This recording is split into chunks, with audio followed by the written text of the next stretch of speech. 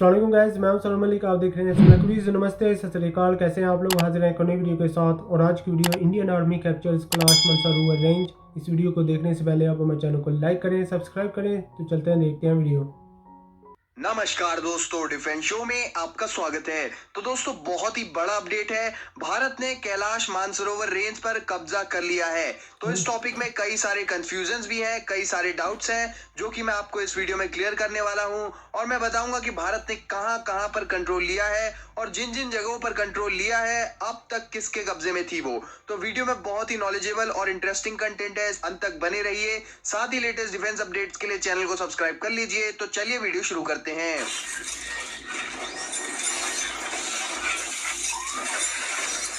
तो दोस्तों, Indian army जैसे कि लगातार चीन से तनाव के बीच एग्रेसिव एक्शंस लेते जा रही है एलएसी पर, तो उसी के चलते खबरें चल रही हैं कि भारत ने कैलाश मानसरोवर रेंज पर कब्जा कर लिया है। तो पहले तो मैं आपको ये साफ कर दूं कि कैलाश मानसरोवर रेंज पर हमने कब्जा नहीं किया है, बल्कि ये भारत का ही एक हिस्सा है।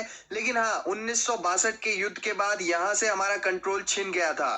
तो सबसे पहले आपको ये बता दूं कि कुछ लोगों को यहाँ पर कंफ्यूजन है और कई चैनल्स भी ये दिखा रहे हैं कि भारत ने कैलाश मानसरोवर पर ही कब्जा कर लिया है। तो यहाँ पर अपडेट ये नहीं है कि कैलाश मानसरोवर पर कब्जा किया है, बल्कि भारतीय सेना ने कैलाश मानसरोवर रेंज पर कंट्रोल लिया है। इन दोनों में, कैलाश मानसरोवर और कैलाश मानसरोवर रेंज में क्या डिफरेंस है, ये भी मैं आपको बता रहा हूँ वीडियो में। तो कैलाश मानसरोवर एक माउंटेन पीक है जो कि कई धर्मों की आस्था का स्थल भी है और करंटली ये तिब्बत ऑटोनोमस रीजन में पड़ता है। और यहाँ पर इस तिब्बत ऑटोनोमस रीजन पर चीन ने कब्जा किया हुआ है। और जिस कैलाश मानसरोवर रेंज की यहाँ पर बात हो रही है, वो रेंज पड़ती है भारत के लद्दाख में। दोस्तों, एलएसी पर पेंगोंग जो लेक के पास एक छोटी सी लेक पड़ती है जिसका नाम है स्पंगूर जो। तो इसी के सामने से होकर जाती है कैलाश मानसरोवर रेंज। जी हाँ दोस्तों, ये पहाड़ जो माउंटेन रेंज है, इसके अंदर वे पहाड़ आते हैं जिन पर भारत ने रिसेंटली कंट्रोल लिया है। फिर चाहे वो चुशुल सेक्टर हो, हेलमेट टॉप हो, मगर हिल हो या फिर गुरंग हिल हो, और वहां से रेकिन ला तक, ये सारे माउंटेन्स या फिर कहें हिल्स कैलाश मानसरोवर रेंज के अंदर आते हैं। दोस्तों, कैलाश मानसरोवर माउंटेन रेंज एक ट्रांस हिमालयन माउंटेन रेंज है। 1962 के बाद, यानी कि भारत चीन युद्ध के बाद, भारत ने इस जमीन को खो दिया था। हालांकि इनमें से कुछ हिल्स पर चीनी पोस्टें बनी हुई थी, लेकिन इस रेंज के ज्यादातर हिस्से को दोनों ओर से खाली कर दिया गया था। और 1962 के बाद पहला ऐसा मौका है जब भारत लगभग पूरी कैलाश मानसरोवर रेंज पर कंट्रोल कर रहा है। रिसेंटली दोस्तों, भारतीय सेना ने मगर हिल, हेलमेट टॉप, गुरंग हिल और ऐसे ही कई सारे हिल्स पर पॉइंट पर पोजीशन ली है। ये सारी पोजीशंस स्ट्रेटेजिक हाइट्स पर ली गई हैं, जहां से एक बहुत अच्छा एडवांटेज मिल रहा है भारतीय सेना को। इसके अलावा पेंगोंग जो के फिंगर एरियाज में एग्रेसिव एक्शन होता हुआ दिखा है भारतीय सेना की ओर से। इसके अलावा स्पंगूर गैप में चीनी और भारतीय सेना बहुत ही ज्यादा नजदीक आ चुकी हैं और मुश्किल से कुछ ही 100 मीटर्स के फासले पर खड़ी हैं। वहीं कई जगहों पर तो कुछ किलोमीटर के दायरे में दोनों ओर से बैटल टैंक आमने सामने हैं। तो यहाँ पर चीन के टाइप जंग होने का 15 खतरा लाइट है बैटल यार। टैंक्स है, जिससे कि ऑफ कोर्स उन्हें मूव करने में आसानी होगी, ज्यादा तेजी से वे मूव कर पाएंगे।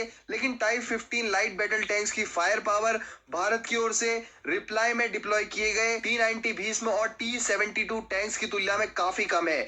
वहीं भारत के टैंक ज्यादा बड़े और भारी हैं, तो मूव होने में थोड़ी बहुत परेशानी तो हो रही है इन टैंक्स को, लेकिन इनकी फायर पावर और डैमेज डीलिंग कैपेसिटी बहुत ज्यादा हाई है अगर हम चीनी बैटल टैंक्स की तुलना में इन्हें देखें तो। वहीं इन्हें आसानी से डैमेज भी नहीं पहुंचाया जा सकता, तो इसकी वजह से भी भारतीय सेना फ्रंट फुट पर है। और इसके अलावा स्ट्रेटेजिक हाइट्स पर होने की वजह से भी बहुत ज्यादा फायदा भारतीय सेना को मिल रहा है।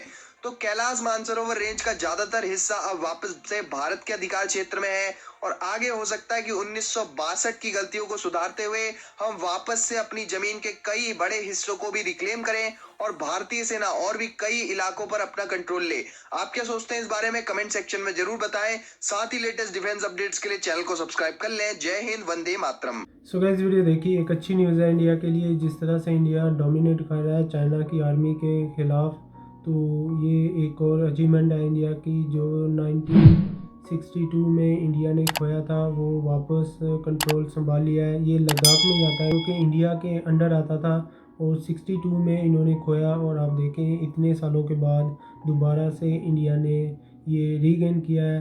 इसमें बहुत बड़ी अचीवमेंट ये है कि चाइना की आर्मी को भी पता चला है कि जो इंडिया की आर्मी है वो चेंज हो चुकी है, बहुत ज़्यादा पावर है। और इंडिया ने जिस तरह से हिल्स के ऊपर, माउंटेन्स के ऊपर कंट्रोल संभाला हुआ है, मेरे ख्याल से इसी वजह से चाइना की जो आर्मी है वो ज़्यादा परेशान है कि अब क्या किया जाए।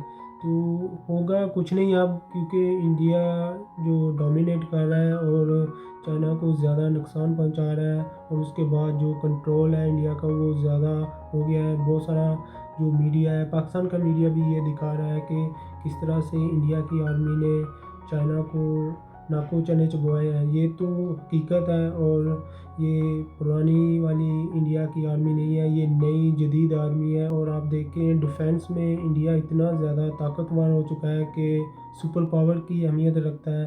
तो इससे भी चाइना को देखना पड़ेगा कि अब किसके साथ पंगा ले रहे हैं। और मेरे ख्याल से इस तरह की बातें नहीं होनी चाहिए। वैसे तो अमन होना चाहिए, शांति होनी चाहिए, और जंग से बाजी रहना चाहिए, क्योंकि किसी भी कंट्री का जो है ना फ़ायदा नहीं होता, नुकसान ही होता है। मगर जो लद्दाख में किया था चाइना ने, वो गलत किया था। तब से लेके अब तक आप देखें कितना ज़्यादा नुकसान हो चुका है चाइना का, और इंडिया ने भी बहुत सारा पैसा स्पेंड किया है। और जो इंडिया की फोर्सेस हैं वो बॉर्डर पर हैं, और बहुत ज़्यादा जो परेशानी है लोगों को, जो फैमिलीज़ हैं वो भी खुश तो होते हैं कि अपने कंट्री को सर्व कर रहे हैं, मगर एक परेशानी होती है कि यार ये जो चल रहा है इस तरह से नहीं होना चाहिए, दूसरे कंट्रीज़ की तरह अमन होना चाहिए और शांति होनी चाहिए। मेरा मानना तो ये है, और चाइना को भी सबक सीखना चाहिए और यही सोचना चाहिए कि यार जंग में कुछ नहीं रखा। सो गाइस, ये थी हमारी आज की वीडियो। आपको हमारी वीडियो कैसी लगी? अगर अच्छी लगी हमारे चैनल को लाइक करें, सब्सक्राइब करें और दोस्तों के साथ शेयर करना मत भूलें। तो मिलते हैं नेक्स्ट वीडियो में। अल्लाह हाफिज़।